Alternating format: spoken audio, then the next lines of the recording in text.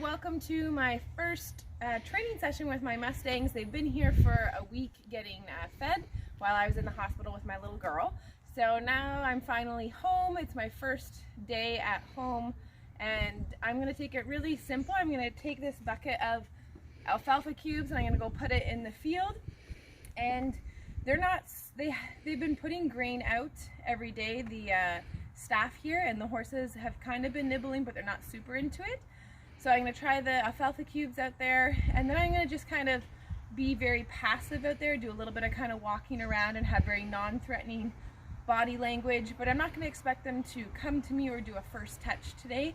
I think that's not realistic based on where they're at. They're pretty timid horses, these ones, and without having a positive reinforcement reward that I can use, because I don't like to use release of pressure as a reward. That doesn't really work for me. I don't want the reward to the horse to be me backing off and leaving them alone. That's not really the message that I like to send.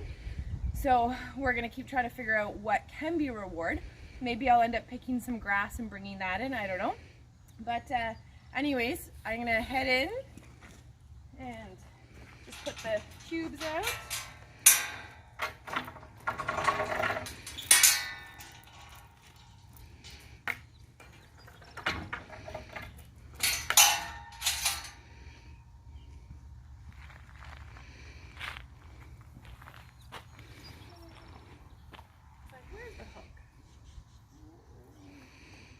Hook it on this one.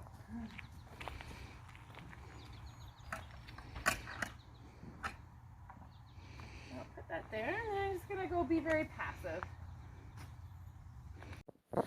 Alright, so I'm going to walk over and take a look at the Mustangs, and you're going to see they're pretty skittish. Like, they see me and automatically they want to turn away. And this is after they've been at our farm for a week. And what's been happening with them basically is Franny had her little Mustang in, and Franny would kind of ignore my horses and just work with her Mustang, which worked out well because her Mustang was already really friendly to begin with. Like, there's pictures of people petting him while he's in the holding pens. So it was pretty easy for her to work with her Mustang and ignore mine. And then now that he's trained, he is out in the field with the other horses. So, and my horses haven't really been eating the grain that we've been putting over the fence, but we still put, fresh stuff out every day to try to help them kind of get used to that, because that will work for positive reinforcement. And then I was kind of thinking like, oh yeah, I could use grass because it's summertime and we now have grass. So I'm just picking grass piles for them and putting them down because I want them to see me as something positive. And so the way I work with horses is very different than the kind of typical way that people do join up or things like that, where it's usually about pushing horses around and then rewarding them by removing pressure. So what I want to do is very different, where I want them to see me in a positive light. So you can see I'm making nice big piles of grass for them, and I'm really not trying to do anything with them. Like, I'm keeping my body energy very relaxed, and you'll notice the horse, chose to take the furthest pile from me. No big surprise there. And I'm just doing my thing, not being sneaky. And this is one of the things that I mentioned in one of my Facebook posts is you have to be very careful that you're clear in your intent in your body language, but that you're not sneaky, that you're kind of a nice mix. Because if you're too energetic, you can be scary. And if you're too slow and sneaky looking, then that's not good either.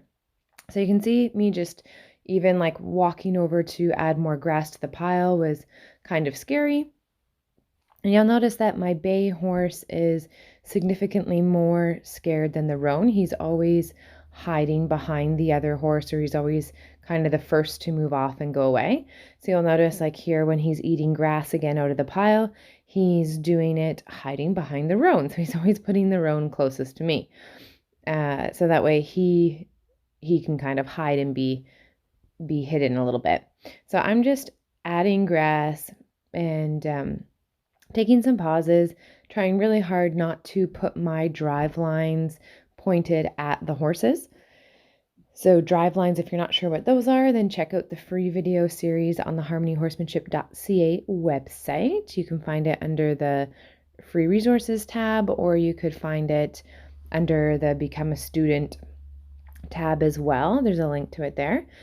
And so my drive lines are basically kind of the imaginary lines that horses are aware of, and horses have them too. And so one of my biggest drive lines is the one that points forward, my 12 o'clock, or straight up from my belly button. So you'll notice that I'm trying really hard to kind of keep my belly kind of pointed down towards the ground and also not directly towards them. And so they're still very aware of what I'm doing, but I'm moving back and forth across the pen, and you can see that they're becoming a little bit more quiet about that. They're starting to understand that I'm not going to go over and hurt them. And you can see there, like, that's pretty big progress, where I was able to toss the grass closer, and I've walked right out in front of the horse, and the horse isn't moving, didn't like run away or anything. They're still eating the piles of grass. So that's good progress there. And that's just, this video is about 6 minutes or so in, and that's just taking the time to be very passive and not driving the horses around or anything like that. And we have to remember that these horses have been driven around just by virtue of the fact that when they're sorting them or they're moving them from one pen to the other, or how they got on the trailer, was basically humans pushing them with sticks or flags and running them into chutes and things like that. Same thing for when they get their health care done and things like that.